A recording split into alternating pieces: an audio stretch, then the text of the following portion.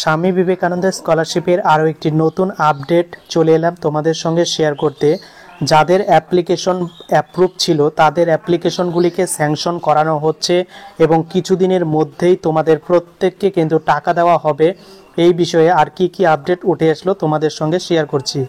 তো কিছুদিন আগেই 28শে ফেব্রুয়ারি কিন্তু স্বামী বিবেকানন্দ স্কলারশিপ থেকে প্রচুর ক্যান্ডিডেট টাকা পেয়েছিল এবং তারপরেও কিন্তু অনেকে টাকা পেয়েছে। আজকেও স্বামী বিবেকানন্দ স্কলারশিপের যাদের অ্যাপ্লিকেশন অ্যাপ্রুভ ছিল তাদেরকে অ্যাপ্লিকেশন আজকে স্যাংশন করানো হয়েছে।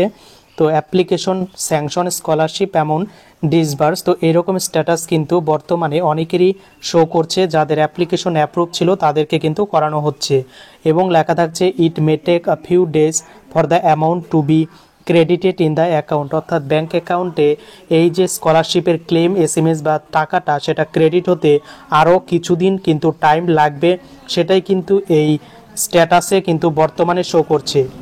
তো একজন কমেন্ট করে জানিয়েছে তার অ্যাপ্লিকেশন আজকে স্যাংশন হয়েছে, আজ স্যাংশন হলো, কবে টাকা পাবে। তো দেখো এই টাকা কবে পাবে, যেদিন গভর্নমেন্ট থেকে ফান্ড ছাড়া হবে সেদিনই কিন্তু টাকা পাবে। তবে ম্যাক্সিমাম কিন্তু তোমাদের আর 14 দিনের মতো ওয়েট করতে হবে। এই 2 সপ্তাহের মধ্যেই কিন্তু হয়তো তোমাদের টাকাগুলিকে ডিসবার্সমেন্ট করে দেওয়া হবে। এবং আরেকজন কমেন্ট করেছে সেটাও কিন্তু তোমাদের সঙ্গে তুলে ধরছি এবং সেও বলেছে তার অ্যাপ্লিকেশন স্যাংশন হয়েছে, স্কলারশিপ অ্যামাউন্ট ডিসবার্স শো করছে এবং এটা ক্রেডিট হতে আরও কিছুদিন কিন্তু টাইম লাগবে ব্যাঙ্ক অ্যাকাউন্টে।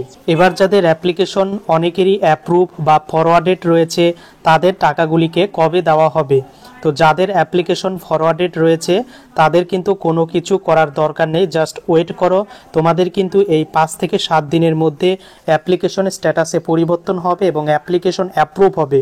আর যাদের অ্যাপ্লিকেশন বর্তমানে অ্যাপ্রুভ রয়েছে তাদের যদি 2 থেকে 3 দিন বা 1 সপ্তাহের মধ্যে অ্যাপ্লিকেশন স্যাংশন হয়ে যায় তাহলে তারাও কিন্তু এই 2 সপ্তাহের মধ্যে এবছর টাকা পেতে চলেছে। তো এটাই ছিল একটি নতুন আপডেট। তো কেমন লাগলো কমেন্ট করে জানাতে ভুলো না।